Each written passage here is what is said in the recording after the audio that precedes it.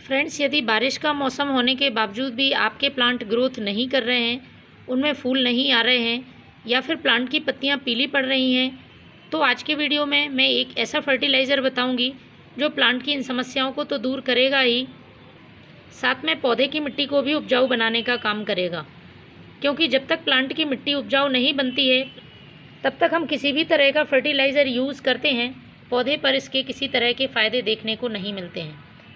तो हमारे घर में ही मौजूद कई चीज़ें ऐसी हैं जिनकी मदद से हम प्लांट को आसानी से पोषक तत्वों से भरपूर फर्टिलाइज़र दे सकते हैं, लेकिन हमें इन्हें बनाने का सही तरीका और प्लांट में यूज़ करने का सही तरीका मालूम होना चाहिए। तो आज के वीडियो में जो मैं फर्टिलाइज़र बताऊंगी 3 घरेलू चीज़ों से मिलकर बना हुआ है, बहुत ही आसानी से आपकी किचन में ही उपलब्ध हो जाएंगी। और यदि पोषक तत्वों की बात करें तो nitrogen, potassium, phosphorus, magnesium, calcium, iron, copper, zinc जैसे तत्वों से भरपूर ये फर्टिलाइज़र पौधे में ढेरों फल फूल सब्जी लाने में मदद करेगा। पौधे का संपूर्ण विकास होगा, मिट्टी का पीएच बैलेंस में रहेगा, क्योंकि जो फूलों वाले पौधे होते हैं हल्की सी एसिडिक सॉइल को पसंद करते हैं, और एसिडिक सॉइल यदि प्लांट की होती है तो पौधे लगातार फूल देते रहते हैं, फूलों का आकार भी अच्छा होता है। लगे ये गुल मेहंदी का प्लांट है और काफ़ी खूबसूरत इसमें फूल आते हैं, कई रंगों के फूलों वाला ये प्लांट होता है।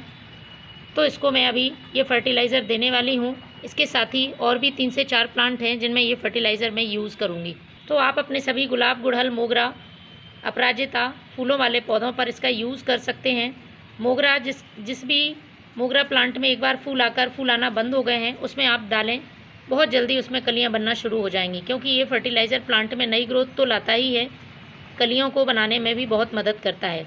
पोटेशियम से भरपूर है, इसलिए इसमें फूल ढेरों आते हैं। इसके साथ ही बड्स ड्रॉप प्रॉब्लम नहीं होती है। तो चलिए शुरू करते हैं किस तरह से इस फर्टिलाइज़र को बनाना है।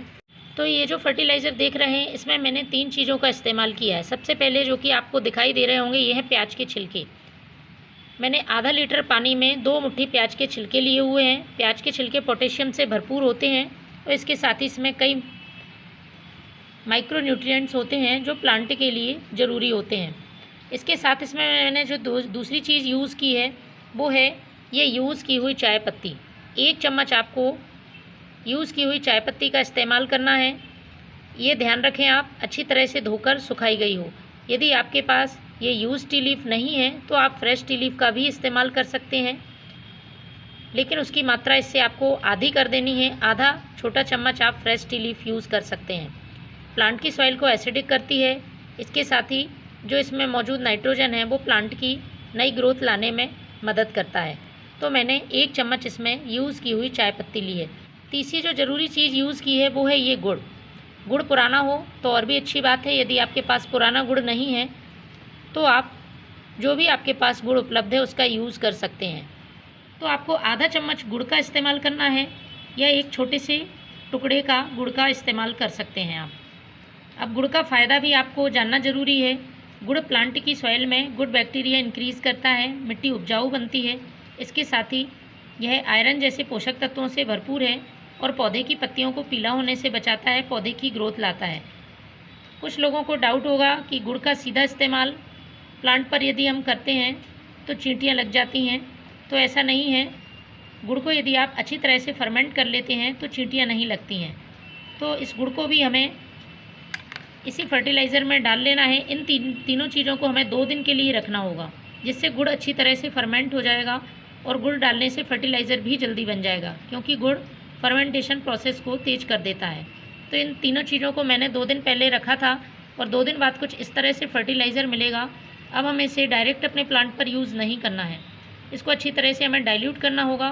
क्योंकि मैंने सिर्फ आधा लीटर पानी में ये फर्टिलाइज़र बनाया है, तो ये बहुत गाढ़ा फर्टिलाइज़र है, इसलिए 1 भाग फर्टिलाइज़र का और 5 भाग हमें सादा पानी मिलाना है। तो मैंने ये 5 भाग सादा पानी ले लिया है और इसमें मैं ले रही हूँ ये फर्टिलाइज़र। इसको हमें छान लेना है। तो ये देखिए ये फर्टिलाइज़र हमें मिला है। अब इसको आपको अपने प्लांट में पॉट की साइज़ के हिसाब से डालना है। इसको डालते समय ध्यान रखें लगातार बारिश में इसका यूज़ नहीं करना है।